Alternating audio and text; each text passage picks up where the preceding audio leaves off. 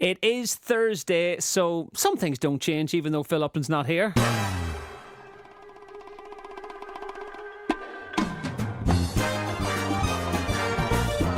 Let's talk movies.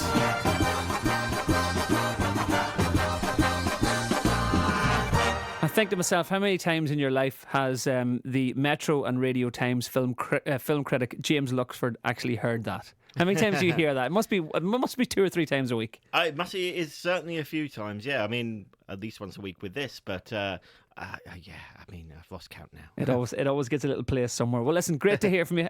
Good to have you on board. Thank you very much for coming in as normal.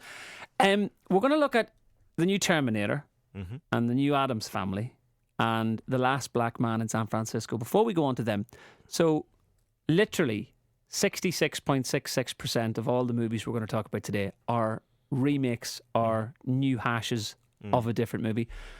Have we run out of original ideas? Is that it? Unfortunately, I think there's a little bit of anxiety with movie studios, but it was also we have to look a little bit on ourselves. I think cinema studios flock to the familiar. I can't think of immediately of examples, but a lot of the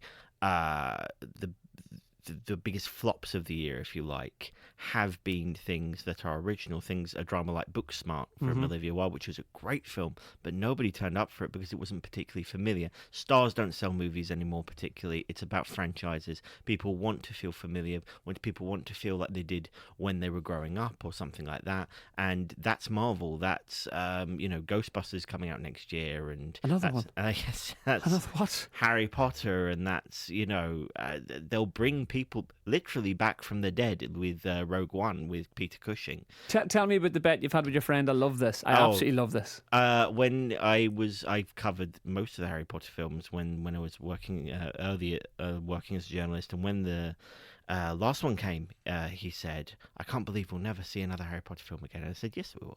And he said, "No, they couldn't at all." I went, "They will either remake it, or they will offer the original 3, Daniel Radcliffe and all that, so much money that they'll make an adult one."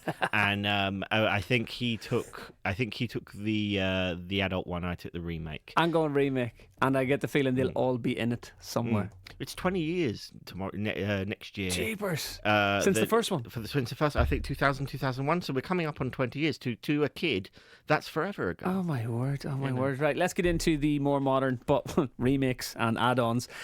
Terminator Dark Fate, the latest sequel to the Terminator franchise that sees the return of Linda Hamilton's Sarah Connor. Have a little listen to this. My name is Sarah Connor. August 29, 1997. It was supposed to be Judgment Day. Now, I love the original Terminator, and I love Terminator 2, and after that I just went, meh.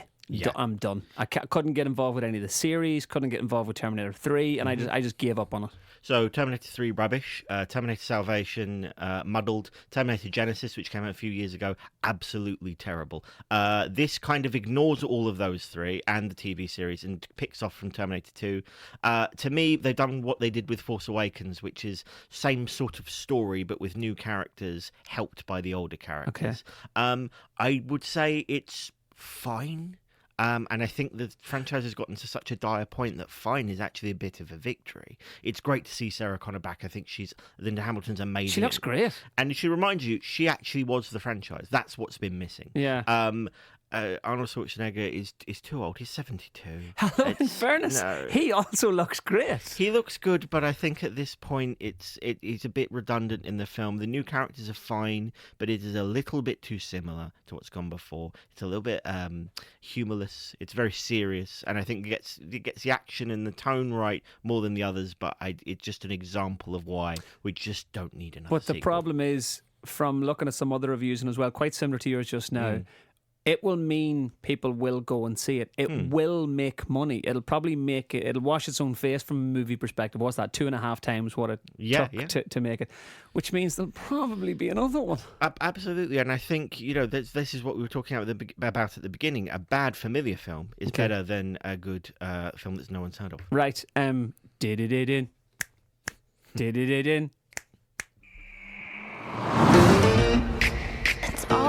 so different. Pugsley, don't drink it all. This gentleman wants some too. What a nervous man. The only reason I would go and see this is because Chloe Grace Moretz is in it, and I love her. I think she's brilliant in everything she does. She's brilliant. Animated version of the Addams Family. Oscar Isaac as Gomez. As you said, Chloe Grace Moretz as Wednesday, Charlize Theron as Morticia. Really good cast. Very nice transition into kind of family-friendly territory with the animation. It doesn't add anything new, but I think it gets the tone right. But hold on, it went from old TV series to movie to animated movie. I think it went back into TV series, and now it's getting another animated movie. Mm-hmm. I'm confused. Why? Is it a different story? It's not really, no, but it's cyclical. Children who go and see this will not remember the 90s movies and will certainly not remember the 60s TV show. So it's a reintroduction to an original idea, and I think it gets the tone right, and think there have been a lot worse remakes out there. Midterm, it'll do okay? Yeah, I think so. Yeah, okay. And at last, something I know nothing about, an original movie called The Last Black Man in San Francisco. Where is this house? Our old house. That's not your old house, and that's not your neighborhood. Hey, if you're going to San Francisco. Like I said to you the last time you were on, I tend not to watch trailers when I can avoid them because I really want to go and see this because I heard some semi-decent things about it. So tell me about it. I'm completely uninitiated. About a young man who tries to reclaim the house that his grandfather built in an ever-changing San Francisco city. And it's just a beautiful drama about gentrification, about racial politics, about finding home. I adored this. I thought it was one of my favourite films of the year. It's just the way it's shot, the way it's written, the way it's acted. It's just from the heart, and it is so uncynical, so honest, so raw. I just adored it. I love this because I think in all the time we've done some stuff together in the last month, probably 3 or 4 times, I think that's the first time you've used that term. It's proper up there in your top 5 of the year. It's not made to make a profit. It's made to tell a story, and it's a really good story. And it sounds like it will make a profit. I hope so. I hope people see it. My people might just go out and Anyone see in it Terminator. that we should know?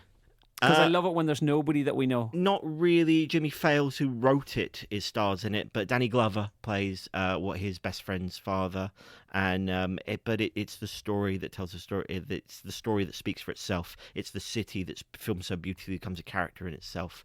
Like I said, seek it out.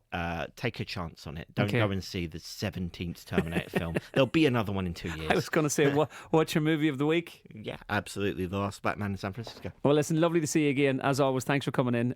That is James Luxford, who is the film critic of the Metro and the Radio Times, and for Phil Upton every single week here on BBC Coventry and Warwickshire. BBC Coventry and Warwickshire Travel. Right, let's get the latest on the roads this evening.